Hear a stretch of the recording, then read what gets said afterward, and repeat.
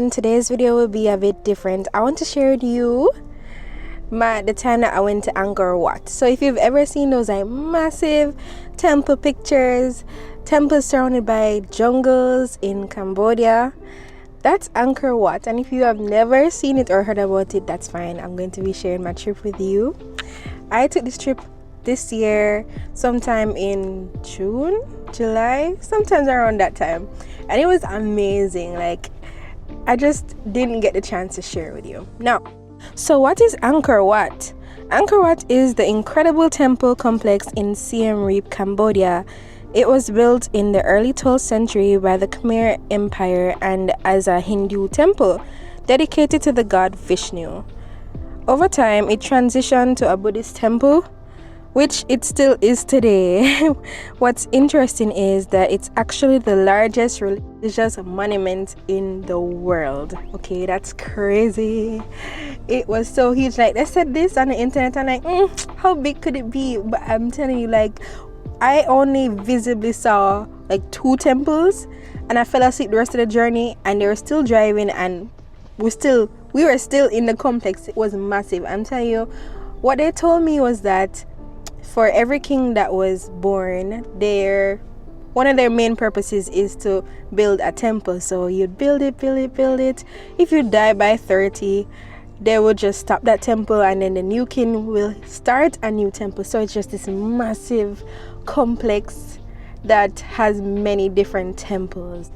Like, we woke up really early, like around 4 a.m. I think 4 a.m. is when I left the hotel, when they came for me in that bus. I was so drowsy. I think I was still recovering from a cold, and then they drove us to pick up other people along the way, and then to this ticket booth that we had to like register for. You would have to register beforehand, but something happened that I couldn't register. I just can't remember at the moment. You pay for your ticket, they verify your ticket, and then you're on your way. And I remember driving down this really long road for a couple minutes. All we had drive, we can't done drive, and that was just the entrance. And then we came out of the bus and started walking. It was still like dawn, right? It was kind of spooky because, you know, it's like giving Temple Run vibes. I'm not kidding you. Like, but when I saw it, I'm like, wow, I've never seen anything like this in my life. It was amazing. It was worth it, I'm telling you. So I felt like spooked, but then when I saw it, I just couldn't stop.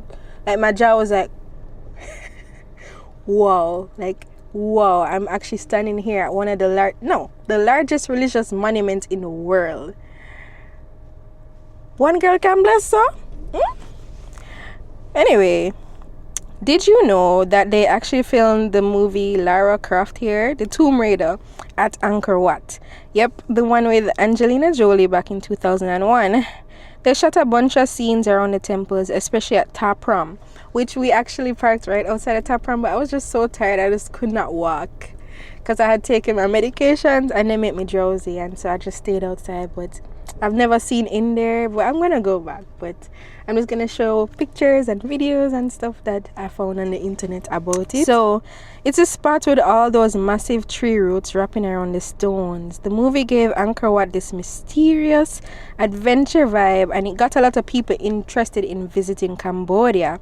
It's pretty cool how a movie can like bring so much popularity to a place. It's really nice. But so it's just this massive complex that has many different temples. So it's famous for its stunning architecture and these intricate carvings that tell stories from ancient mythology. And when I say intricate, I mean intricate. Like, you know, like when people doodle on Pinterest, now it all makes sense. These things have been like passed down through generation to generations, and I'm telling you, I don't know how they drew so well, but they did. It still amazes me to this day. Like the Egyptians, the Cambodians, the Thai people, the Chinese, wow, like their art was that good.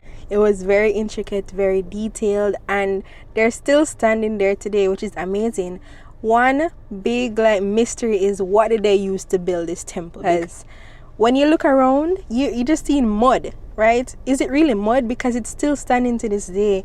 Nobody knows. People have come and done many studies, and that's what our tour guide was telling us, that no one knows what built these temples. They are still strong.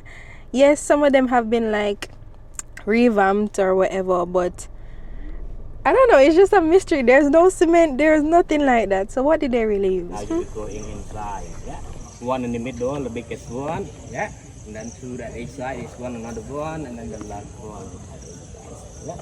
They mentioned that these gates were used differently. One in the middle mainly were used by the king. Yeah. Two at each side, each two were used by officials, ministers, and ranking in the government. And then two at the ends were used by common people. Yeah. We are over here in one of these gates and also store one of the most popular favorite statue over here. Yeah. Originally known as the statue of Vishnu. Have you heard about Vishnu? Lord Vishnu. So Vishnu is one of the three main gods in Hinduism. Yeah. We have Vishnu, the god of preserver. We have Shiva, the god of destroyers or distractions, and then we have Brahma, the fourth face. Yeah. So Vishnu god over here now worship in terms of difference. It's not called Vishnu anymore.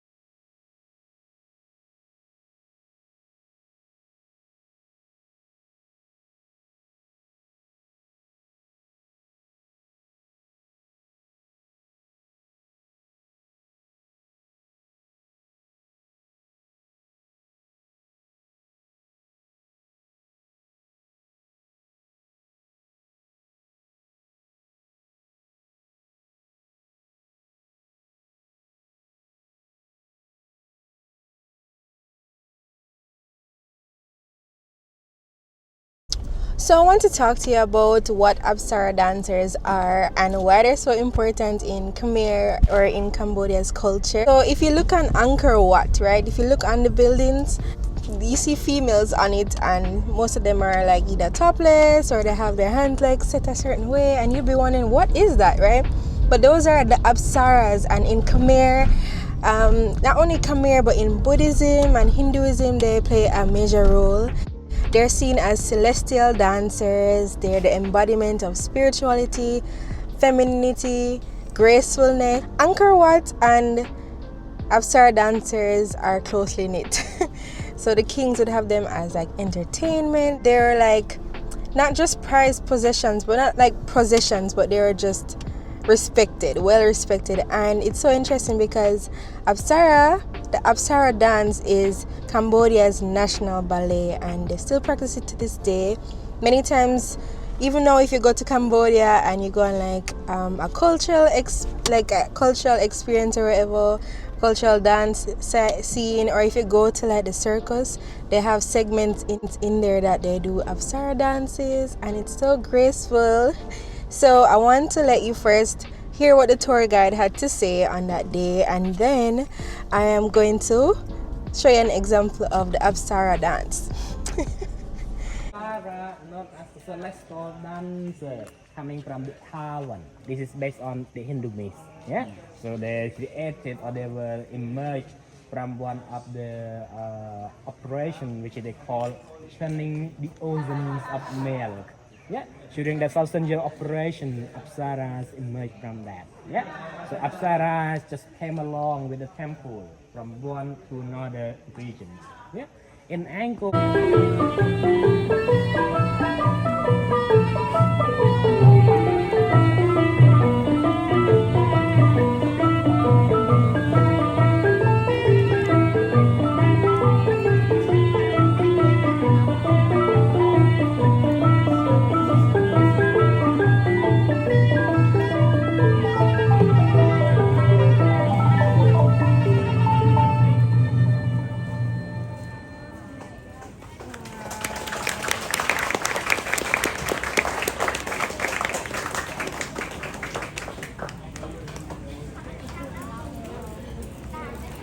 To them, Apsaras were a big deal because it also symbolizes the relationship between heaven and earth. They kind of bridge the gap.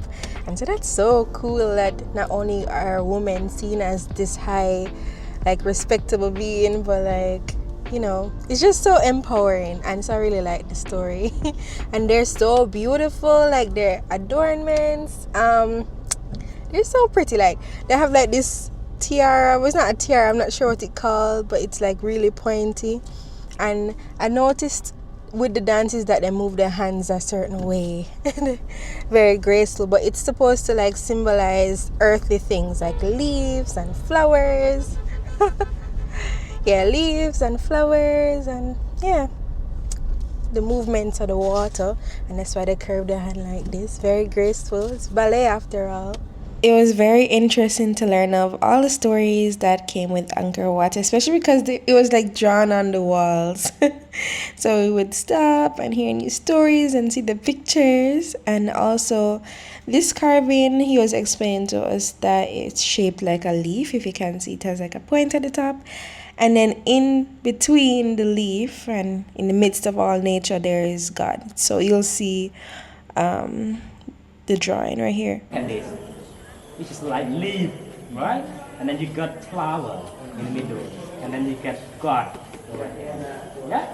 So natures, yeah, created with religions, yeah, and then could make. And then we went to the first floor. Well, he calls this the first floor of the temple. I love the doors. Like, look at that, the drawings of the Apsaras. And then this hall is called the 1,000 Buddha Hall. He's going to explain more. But this thing that you're seeing right here is like a pool that they would store water in, which is so cool. And it would drain out into like a outdoor pool, I meant to say. Very interesting. Yeah, collecting the water. There's a hole. Down here, every pool got the hole. There's a drain neck that could drain the water down from over here to the mouth. Yeah, so that's how strategic concept play with this tool. In this hall, back in 16th century, this hall was called 1,000 Buddha Statue Hall. Yeah, 1,000 Buddha Statue Hall. Why? Because from 16th century, Cambodia turned our national religion to Theravada Buddhism. So Buddhists, yeah, from around the kingdoms, yeah, collected Buddha statues, especially the old one, yeah, new one, brought here and stored over here in this hall. Thousands of Buddha statues were stored over here, yeah, in the 16th century. So I want to talk to you about this hall that you're seeing. It's called the Hall of 1,000 Buddhas, which, I mean, the name is what it used to be. It used to be a vast room or hall with many okay, backtrack. So in Angkor Wat, right, in Cambodia, the main religion used to be Hinduism, and you know, the god of Vishnu was the person that they would like worship at Angkor Wat, but then it converted to Buddhism, and so Buddhism, Buddha. So it was a place where you could bring your statue of Buddha and you could place there. So if you looked around, you see thousands of Buddha statues, and they're all gold and very shiny, and it was beautiful. But Cambodia had like a rough history. Like in the 20th century, I think they had something called the Khmer Rouge. Basically a group of people that ruled, and they wanted to change up things. They didn't want people to have private properties. They want to seize the assets. They didn't want people to have any religion, and so they demolished it. And it's so sad. I mean, it's not just them. I think there are like other wars and conflicts that Cambodia was having at the time, and so people came by, they demolished it, they stole it, and so yeah, it's no more. And what was saved from that has been relocated to a different place. I think he told us where, but I'm not going to share it. But yeah, it's kind of sad. You know, and he was even saying to us that the statues that are left, the head of Buddha is cut off. Like they deliberately either they smashed it or they just cut off his head. So I mean, I'm not Buddhist, but that's kind of extreme. I won't even lie, but yeah, and that's what became of the hall. It's kind of sad, to be honest. And you know, during the time that this happened, there are millions of Cambodians that actually died of either starvation or they just couldn't afford to live in a time like this, and so, you know, genocide happened or suicide. Yeah, it was a very very bad time. And so, like, a lot of people that would live at Angkor Wat, they died out. They died out. It was very beautiful there. They even showed us the side of a temple where they would escort the king up these many stairs that you're seeing. They would lift him on something and take steps and go to the top, which is crazy. It's crazy. Even if they were to lift me, it would be a struggle. So imagine a king. We don't know how this king looks. My voice is going away. Yeah, we don't know how this king looked, right? And his stairs were extravagant. But yeah, and also in the main building of temple that we went to, I forgot the name of it, there are different gates. He was explaining in the beginning of the video, and so all the common people would go through a separate gate than what the king would go through and exit from, and yeah, so forth. Yeah. And these stairs were, oh my gosh, it was a workout. There are a lot of stairs and they're so steep.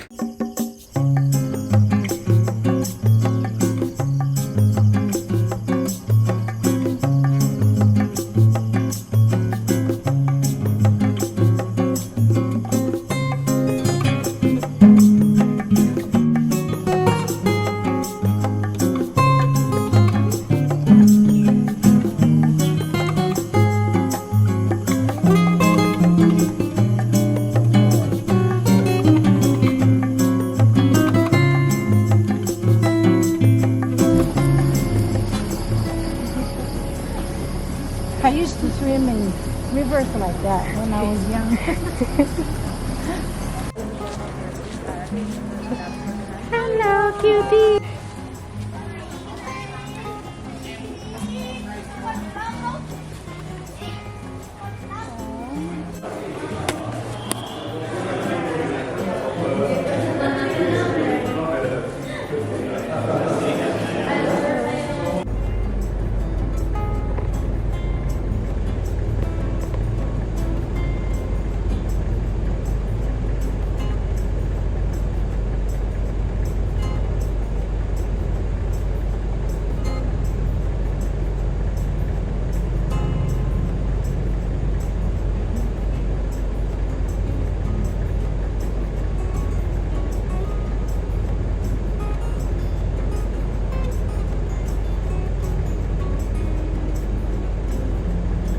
That one known as, we call Royal Terrace. Royal Terrace. Yeah. So that tower is a tower of the main entrance going in and out of the Royal Palace. The former Royal Palace inside there. But family now, nothing inside, just a stone temple in the middle, and the other thing is only stone foundation, because houses of Royal Palace back in that time was built from wood. Wood on the ground for everyday life. Water running on the ground. They have canals, water running on the ground, mainly. Yeah. Family on the left hand side, which is our last stop. Yeah, Bayon. Yeah, Bayon Temple. Yeah.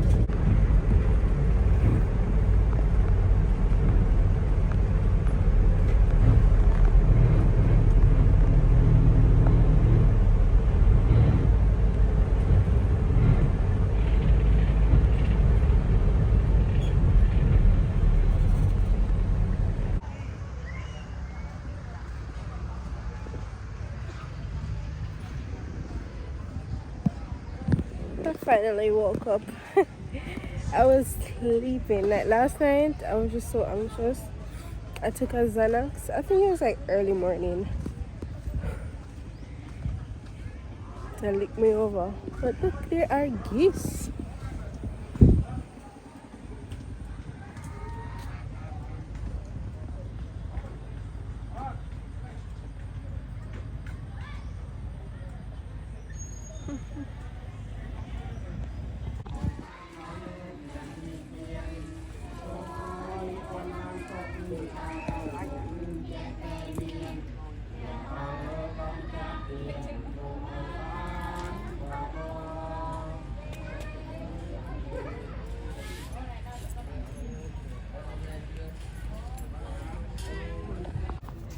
Say hi.